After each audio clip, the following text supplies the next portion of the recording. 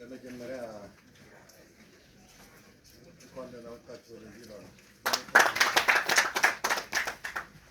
እንግዲህ ዛሬ ትንሽ ፕሮግራም ነው።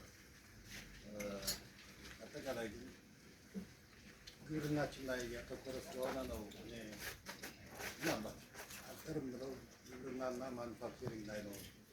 ግን ሌላ የሆነ ጥሪ ከተጠራ ልቀር እችላለሁ። በሁለት ግን በጣም ጠቃሚ የሆነ ነገር ስለሆነ ግብርና ላይ ያለው እንቅስቃሴ በፈጠረው ችግር ቀደም ብሎ ተገልጿል እና ለአዲስ ነው ለመነሳሳት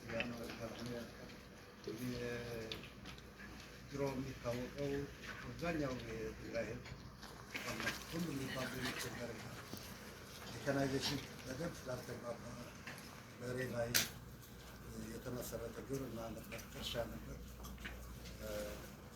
አንደኛ ከፍተኛ ጉዳት ጦርነቱ ከፍተኛ ጉዳት ያደረሰው እንስሳ ሀብት ላይ በተለይም በሬዎች ላይ ነው። ስለዚህ በበሬ ማረስ የሚባል በጣም አስቸጋሪ የሆነበት ሁኔታ ነው ያለው።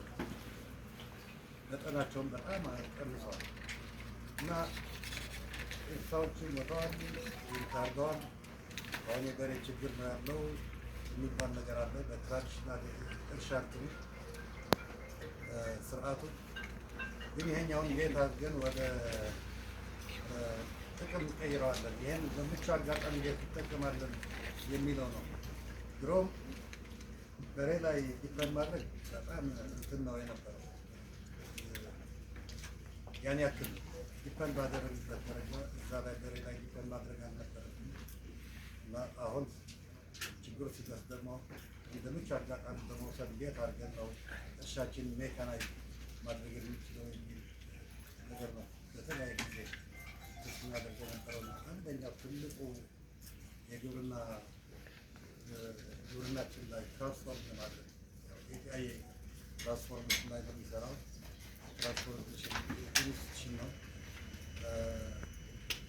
እና በዋናነት ትግራይ ውስጥ አንደኛ ቁልፍ ከሆነው ነገር እንዴት ነው ሜካናይዝ የምናደርገው እርሻውን። የትግራይ መሬት ይታወቃል፣ ሜዳም አለ።